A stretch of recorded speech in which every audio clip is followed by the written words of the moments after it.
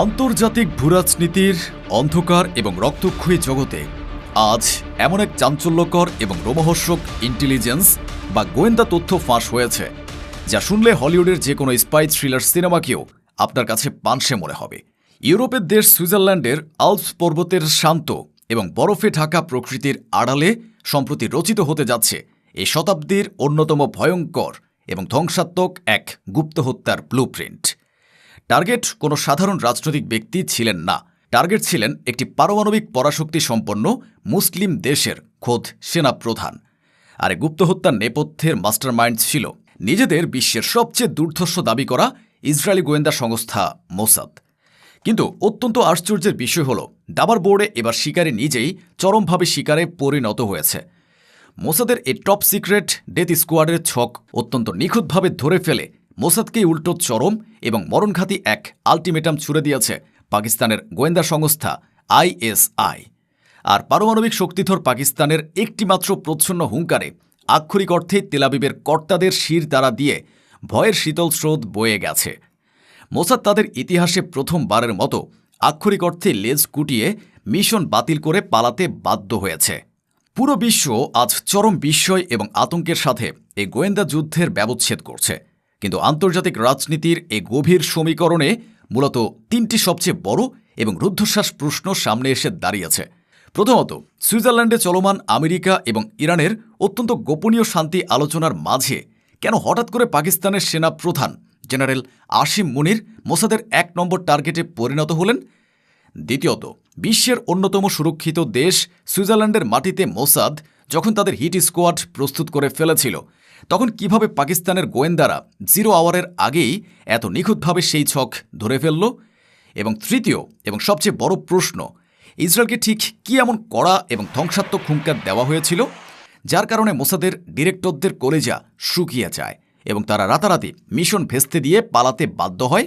দর্শক, আজকের এই এক্সক্লুসিভ এবং রুদ্ধশ্বাস এপিসোডে আমরা প্রখ্যাত জিওপলিটিক্যাল বিশ্লেষক পেপে এসকোবারের ফাঁস করা সে ডেথ ব্লুপ্রিন্ট এবং মোসাদের চরম ব্যর্থতার আসল রহস্য ডিকোড করব। এই গভীর রাজনৈতিক বিশ্লেষণে যাওয়ার আগে ভিডিওটিতে একটি লাইক দিন এবং শেষ পর্যন্ত আমাদের সাথেই থাকুন। আন্তর্জাতিক বিভিন্ন নির্ভরযোগ্য ইন্টেলিজেন্স সূত্র ইতিমধ্যে নিশ্চিত করেছে যে সুইজারল্যান্ডের বুর্গেনস্টকে ইরান এবং আমেরিকার মধ্যে যে ঐতিহাসিক শান্তি আলোচনা চলছে সেখানে একটি অত্যন্ত শক্তিশালী এবং সক্রিয় মধ্যস্থতাকারী হিসেবে কাজ করছে পাকিস্তান। ইসলামাবাদ MOU বা এই ত্রিপক্ষীয় শান্তি চুক্তির রূপরেখা তৈরিতে পাকিস্তানের বর্তমান সেনাপ্রধান জেনারেল আসিম মুনির ব্যক্তিগতভাবে একটি অত্যন্ত গুরুত্বপূর্ণ এবং স্ট্র্যাটেজিক ভূমিকা পালন করছেন। আমেরিকা এবং ইরানের মধ্যকার এই বরফ গলার প্রক্রিয়া পুরো বিশ্বের জন্য স্বস্তিদায়ক হলেও ইসরায়েলের জন্য এটি আক্ষরিক অর্থে একটি সাক্ষাৎ মৃত্যু পরোয়ানা। নেতানিয়াহু সরকার খুব ভালো করে জানে, আমেরিকা যদি একবার ইরানের সাথে চুক্তিতে সই করে এবং তেহরানের উপর থেকে সমস্ত অর্থনৈতিক ও সামরিক স্যাংশন বা নিষেধাজ্ঞা প্রত্যাহার করে নেয়, তবে মধ্যপ্রাচ্যে ইসরায়েলের সামরিক আধিপত্য চিরতরে ধুলোয় মিশে যাবে। আর ঠিক এই চরম রাজনৈতিক এবং অস্তিত্বের ভয় থেকেই মোসাদ মরিয়া হয়ে এমন এক আত্মঘাতী এবং চরম হঠকারী পরিকল্পনা করে বসে যা পুরো বিশ্বকে তৃতীয় বিশ্বযুদ্ধের দিকে ঠেলে দিতে পারত। সম্প্রতি মারিও নাউফলের বিশ্বখ্যাত পডকাস্টে উপস্থিত হয়ে ব্রাজিলের প্রখ্যাত এবং অত্যন্ত নির্ভরযোগ্য জিওপলিটিক্যাল বিশ্লেষক পেপে এসকোবার এমন এক বিস্ফোরক দাবি করেন যা পশ্চিমা গোয়েন্দা মহলে রীতিমতো ভূমিকম্প তৈরি করেছে। পেপে এসকোবারের অভিযোগ অনুযায়ী মোসাদ এ আলোচনার প্রধান মধ্যস্থতাকারী পাকিস্তানি প্রতিনিধি দলের প্রধান এবং সেনাপ্রধান জেনারেল আসিম মুনিরকে গুপ্ত হত্যার মাধ্যমে সরিয়ে দেওয়ার ব্লুপ্রিন্ট তৈরি করেছিল। মোসাদ ভেবেছিল এই গুপ্ত হত্যা সফল হলে ইরান এবং আমেরিকার মধ্যে সন্দেহ তৈরি হবে, চুক্তিটি ভেস্তে যাবে এবং মধ্যপ্রাচ্যে ইসরায়েল নিজেদের অস্তিত্ব টিকিয়ে রাখার জন্য কিছুটা অতিরিক্ত সময় পেয়ে যাবে। কিন্তু দর্শক, জিওপলিটিক্সের দাবার বোর্ডে মোসাদ এবার এমন এক প্রতিপক্ষের সাথে খেলতে গিয়েছিল যারা কাউন্টার ইন্টেলিজেন্সে বিশ্বের অন্যতম সেরা। পেপে এসকোবারের বিস্ফোরক দাবি অনুযায়ী মোসাদের ডেথ স্কোয়াড তাদের অপারেশন লঞ্চ করার আগেই পাকিস্তানের গোয়েন্দা সংস্থা আইএসআই অত্যন্ত নিখুঁতভাবে এই গুপ্ত হত্যার ব্লুপ্রিন্ট ইন্টারসেপ্ট বা ধরে ফেলে। আইএসআইয়ের স্পাই নেটওয়ার্ক এবং সিগন্যাল ইন্টেলিজেন্স সুইজারল্যান্ডের মাটিতে মোসাদের অপারেটিভদের গতিবিধি ট্রেস করে ফেলে এবং তাদের পুরো মাস্টার প্ল্যানটি ডিকোড করে নেয়। মোসাদ ভেবেছিল তারা ইউরোপের মাটিতে বসে অত্যন্ত নিখুঁতভাবে এই অপারেশনটি সম্পন্ন করবে এবং হাওয়া হয়ে যাবে। কিন্তু তারা ঘুণাক্ষরেও টের পায়নি যে শিকারী ইতিমধ্যেই শিকারে পরিণত হয়েছে। আইএসআই শুধু পরিকল্পনাই ধরেনি, তারা মোসাদের অপারেটিভদের অবস্থান পর্যন্ত লক করে ফেলেছিল। এরপর যা ঘটেছে তা আন্তর্জাতিক কূটনীতির ইতিহাসে এক অভাবনীয় এবং চরম ক্লাইম্যাক্স। মোসাদের এই হঠকারী পরিকল্পনার কথা জানতে পারার সাথে সাথে পাকিস্তান সরকার এবং সামরিক এস্টাবলিশমেন্ট অত্যন্ত ক্ষুব্ধ হয়ে ওঠে।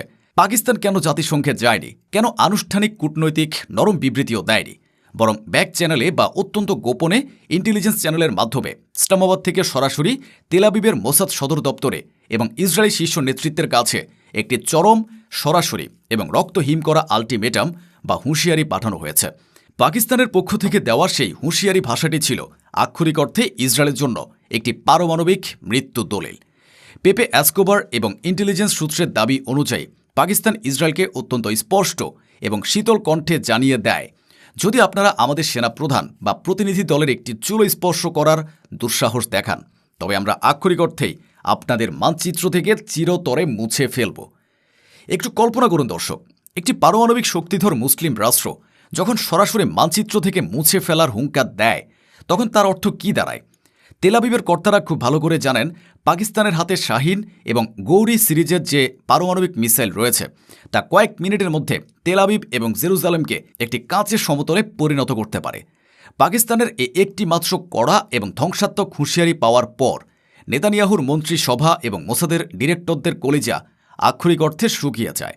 তারা বুঝতে পারে যে একটি পারমাণবিক শক্তির সেনাপ্রধানকে টার্গেট করার এই দুঃসাহস তাদের নিজেদের দেশের জন্য সরাসরি ধ্বংস ডেকে আনবে। চরম আতঙ্ক এবং অস্তিত্বের ভয়ে মোসাদ থর থর করে কাঁপতে শুরু করে। আর কোনো দ্বিতীয় চিন্তা না করে তারা সাথে সাথে তাদের হিট স্কোয়াডকে স্ট্যান্ড ডাউন বা মিশন বাতিল করার নির্দেশ দেয়। নিজেদের প্রাণ নিয়ে লেজ গুটিয়ে সুইজারল্যান্ড থেকে পালাতে বাধ্য হয় ইসরায়েলি গোয়েন্দারা। ভেস্তে যায় আমেরিকার শান্তি চুক্তি ধ্বংস করার ইসরায়েলি মাস্টার প্ল্যান। দর্শক, পেপে এসকোবারের ফাঁস করা এই ঘটনাটি ইসরায়েলের চরম হতাশা এবং সামরিক দেউলিয়াত্বের একটি নগ্ন প্রমাণ। এটি প্রমাণ করে যে ইসরায়েল আসলে একটি কাগজের বাঘ। দুর্বল এবং নিরস্ত্র ফিলিস্তিনিদের উপর বোমা ফেলার সাহস তাদের থাকলেও যখন কোনো সত্যিকারের পারমাণবিক শক্তি তাদের চোখের দিকে তাকিয়ে ধ্বংসের হুঙ্কার দেয়, তখন তারা আক্ষরিক অর্থে ইঁদুরের মতো বাংকারে লুকায়। আইএসআইয়ের কাউন্টার ইন্টেলিজেন্স এবং পাকিস্তানের এই চরম মাস্টার স্ট্রোক প্রমাণ করে দিল যে ইসরায়েল চাইলেই আর দুনিয়ার যে কোনো প্রান্তে নিজেদের ইচ্ছে মতো ছড়ি ঘোরাতে পারবে না।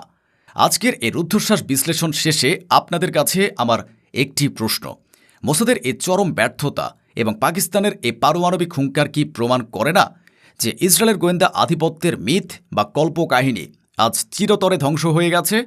আমেরিকা এবং ইরানের এই শান্তি চুক্তি ঠেকাতে ব্যর্থ হওয়ার পর সম্পূর্ণ একঘরে হয়ে যাওয়া ইসরায়েলের পতন কি এখন শুধু সময়ের ব্যাপার? কমেন্ট বক্সে আপনার অত্যন্ত তীক্ষ্ণ এবং গঠনমূলক মতামতটি অবশ্যই আমাদের জানাবেন। আন্তর্জাতিক রাজনীতির এই লুকানো এবং রুদ্ধশ্বাস সত্যগুলো জানতে এবং অন্যদের জানাতে ভিডিওটি এখনই আপনার টাইমলাইনে শেয়ার করুন। বিশ্ব ইতিহাসের এই চরম ক্রান্তি লগ্নে চ্যানেলটি সাবস্ক্রাইব করে সবসময় সত্যের পাশে থাকার অনুরোধ রইল।